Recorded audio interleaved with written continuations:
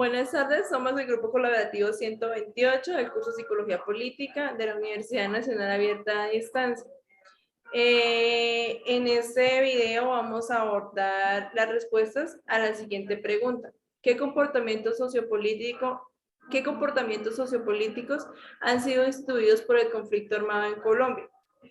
El grupo colaborativo está conformado por Ingrid Julia Hernández, María Dayana Esteban, Angie Juliet Hernández, Marixa Correa y quien les habla, Angélica Mesa.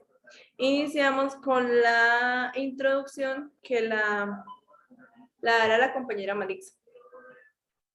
El conflicto armado nace por la desigualdad social que vive en nuestro país. La pobreza genera violencia y la violencia genera muertes. El afán de tener económicamente, la sociedad ha optado por las organizaciones al margen de la ley. Algunos de los políticos, en su afán de llegar al poder, han decidido se financien por estos grupos. Esto ha ocasionado más conflictos y más desigualdad en Colombia.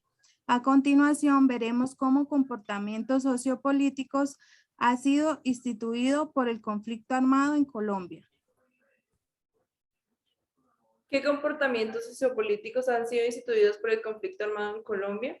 En nuestro país, la violencia nos ha llevado varias décadas, en el cual se ha visto marcado por acontecimientos políticos que han llevado a la aparición de diversos grupos revolucionarios como la guerrilla.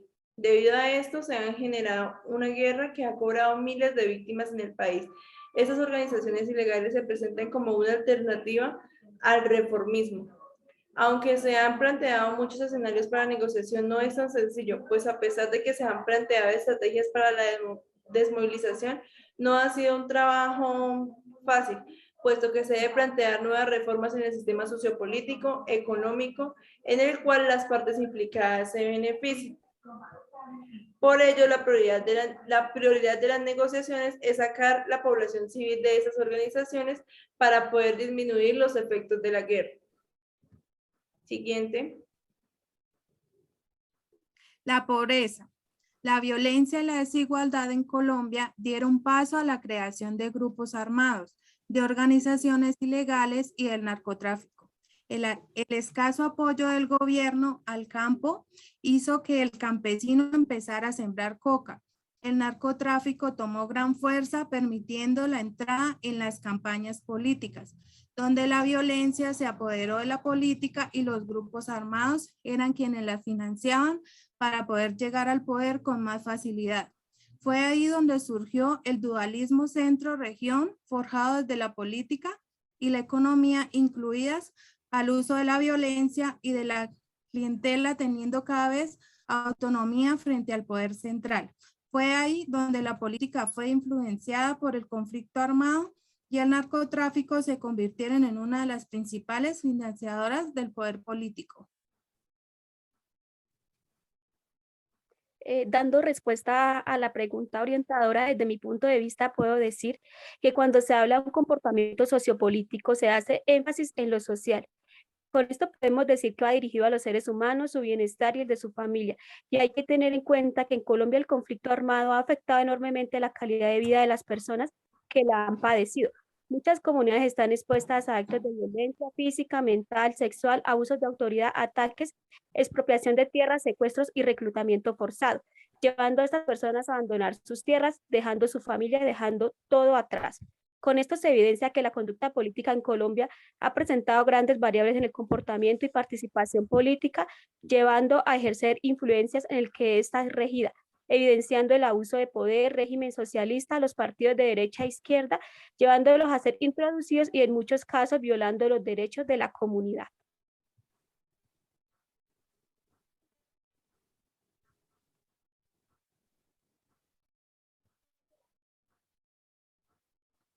Compañera, no se le escucha. Prende el audio.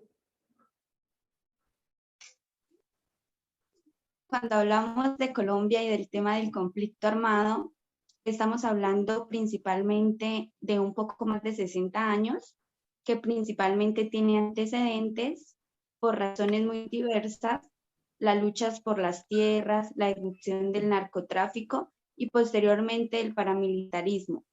la pobreza, la precariedad, la situación de injusticia y el lugar que el Estado ha ocupado en este conflicto armado, pues de diversas maneras influyen y afectan directamente a toda la población, pero de manera particular a los niños, jóvenes y adolescentes. La guerra en nuestro país ha afectado a hombres y mujeres, ha traumatizado y dañado a las familias y las comunidades y sigue siendo parte de la vida de la comunidad nacional. Las huellas de la guerra han sido muy destructivas y la población civil se encuentra entre los sectores más vulnerables, específicamente niñas y niños, quienes han recibido el daño y las consecuencias según sus edades, experiencias vividas y condiciones del contexto. Tenemos que decir que la guerra en Colombia ha causado la muerte de miles de niños y niñas, algunos en las masacres y otros en enfrentamientos entre sectores armados. Los niños y niñas han fallecido también por causa de campos minados, por incursiones y ataques en sus pueblos y han sido víctimas de casi todas las modalidades de violencia.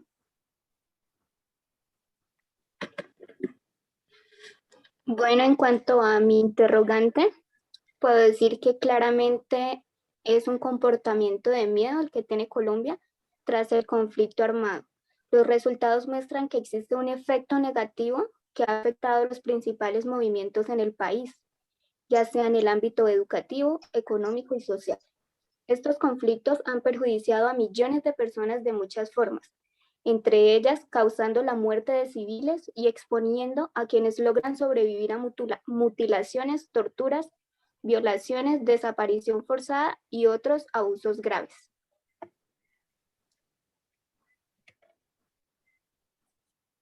Bueno, podemos concluir que de esta manera la sociopolítica es de suma importancia en una sociedad.